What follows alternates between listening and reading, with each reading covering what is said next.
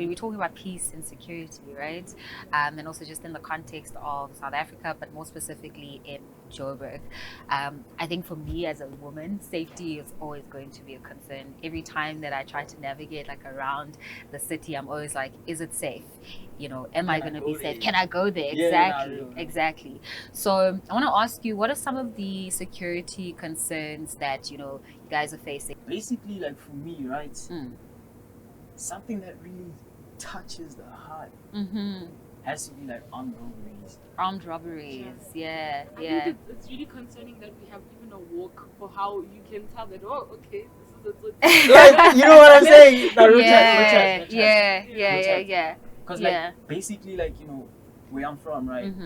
Like around like 2016, there used to be like guys that would just break in the houses and just like come through TVs and stuff like that. So you're highlighting a very like important point around just like feeling safe in our own homes, right? So it starts there, feeling safe in your own home, feeling safe in your community, and feeling safe in the society that you exist in. And obviously, if you're not feeling safe in your home, that also translates into how you operate in different spaces. Asanda, what would you say are some of like the security concerns that you've really come across like from your day-to-day lived experience? I think I can speak on a lot, especially being a female in South Africa. There's a lot that you can touch on. But I think what Flex was mentioning, like how normalized crime is in this country. It's concerning and scary that they have no regard for life. Like there's one of my father's friends from high school. He was driving on the road, he got hijacked, which is normal at this point, But the concerning thing is that they killed him and dragged his body. Oh my God. And left him there. Oh my God. Instances like those just show that the criminals now just have no regard for no regard for. This is a person who is living but alive. Take the car. It's okay. This was a dad. This was a dad, a brother, an uncle. Just take the car. Exactly. Yeah. And it's even got to a point where like in South Africa, there's like certain cars you just can't buy. Yeah.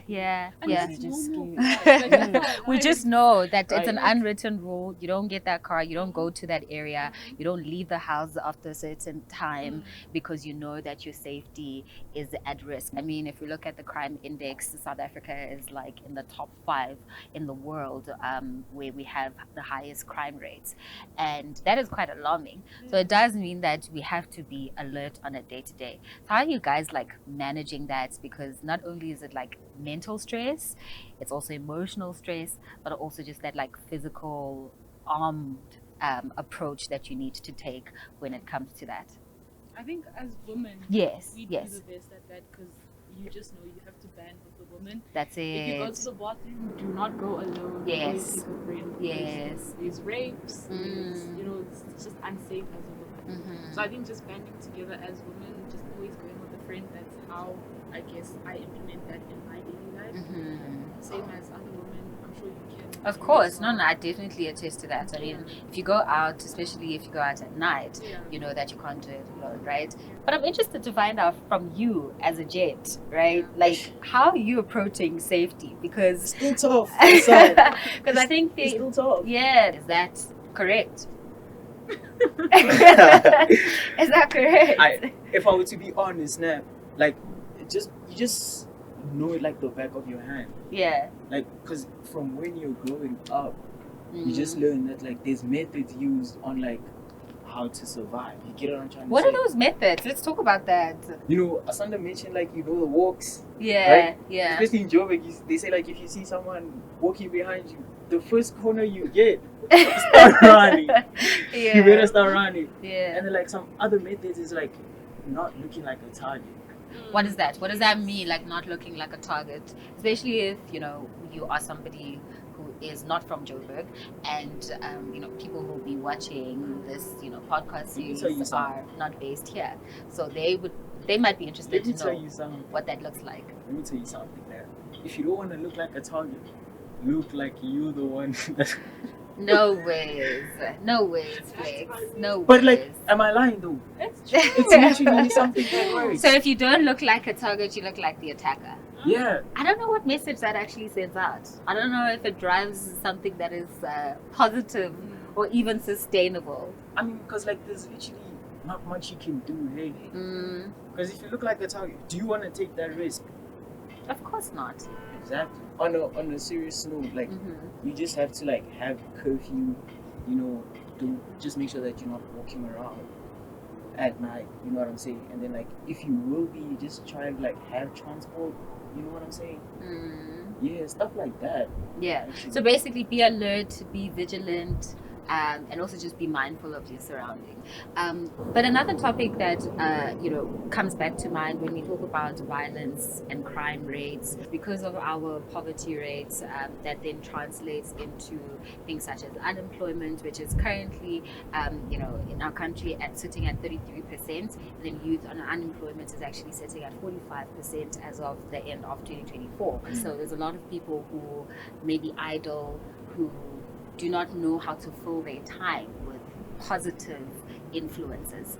And I know that you're both involved in some form of outlet. I mean, you're an entrepreneur, and you're a social activist, and through the initiatives that you're in, you're able to just channel your energy in positive ways. I barely even have like the time to think about doing like anything else, because I'm already like jotting up for the next day or like the next week, you know what I'm trying to say? So now it doesn't allow me to like start thinking about like weird stuff, which is like the crimes and everything. And it's kind of sad to see that like the unemployment rates are this high, you know what I'm saying? Because then it affects us too, it affects us too, because it makes it hard to actually like go about your business. Sure. But then like when you have no goal to focus on, the streets become your goal. That's it. Yeah. That's it. Yeah. Can I actually draw on that? Yeah. Because I do social work, right? And I get to see what Flex is talking about, like the people without a plan, without goals, and how that looks like in townships as well, because that's where my focus is.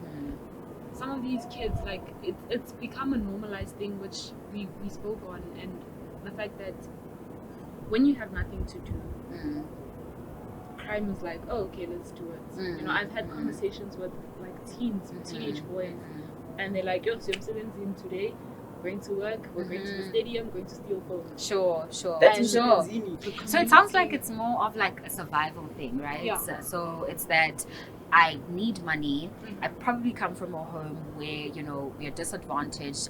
So that makes me think then, how do we hold our government accountable? How do we start having like conversations that drive our government and people in positions of leadership and power to start doing things differently, so that if we look at unemployment rates, that they could actually reduce, job creation, improving quality of the education, our access to education. Those are things that help to combat unemployment. What do you guys think from just your perspective that government and people in positions of leadership and power can do to help alleviate? For you, Flex?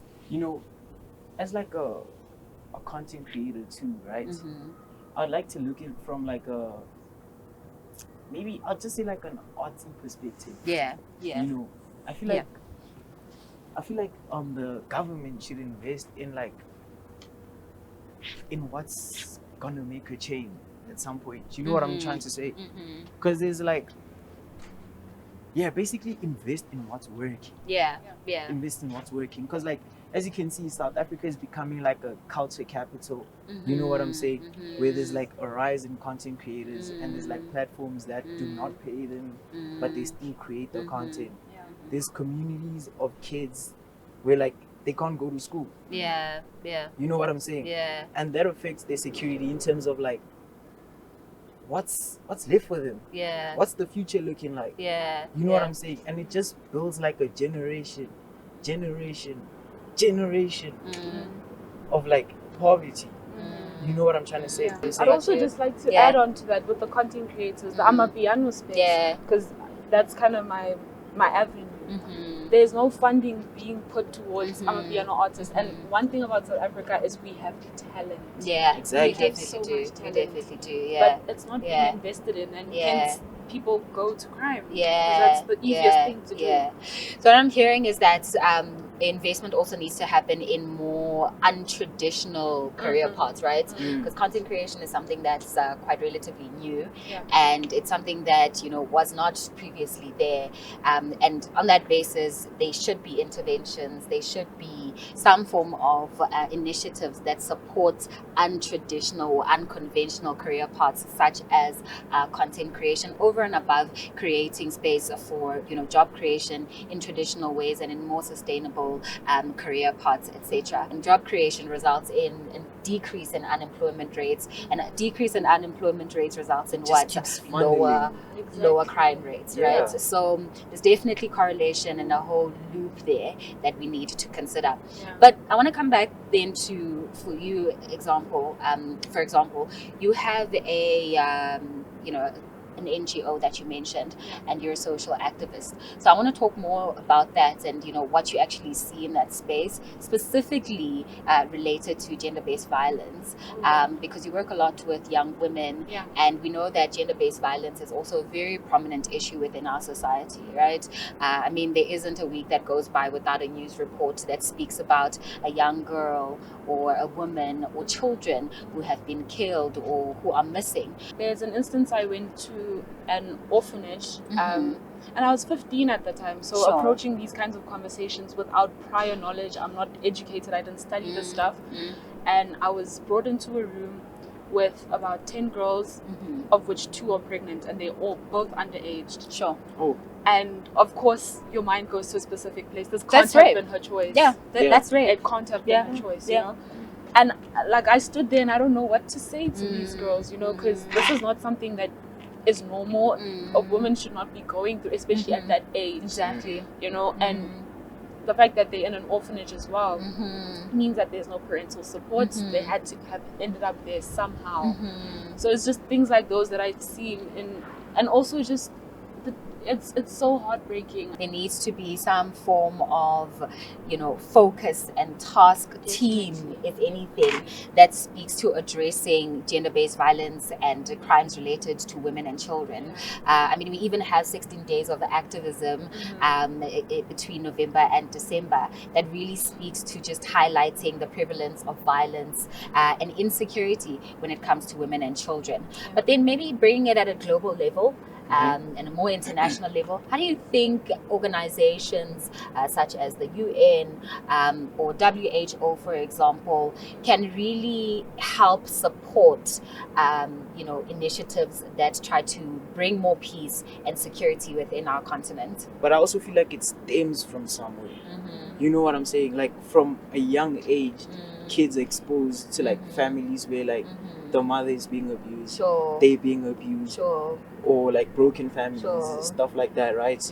And then they never get to actually experience childhood. You know what I'm saying? So like, they have like a lot of underlying trauma. You know what I'm saying? And so they just keep passing it on. But I feel like that bond needs to be broken at some point. So like, these organizations should really come through also like on the educational side.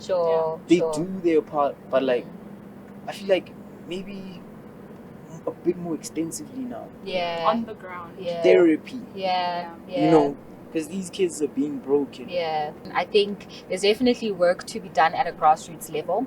I think what we're seeing from a lot of these international organizations is that they come at the end, and typically do not address some of the grassroots level issues that Flex has actually highlighted, and that there's a need for, socialization from a very young age, and almost a mindset shift that happens from the home, in the home, that then translates to the society broader at large.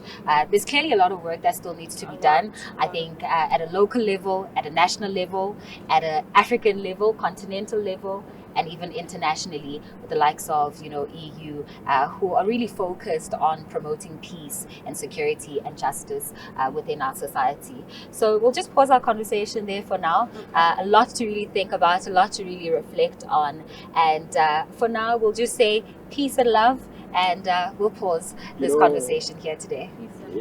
Sure. Thank you.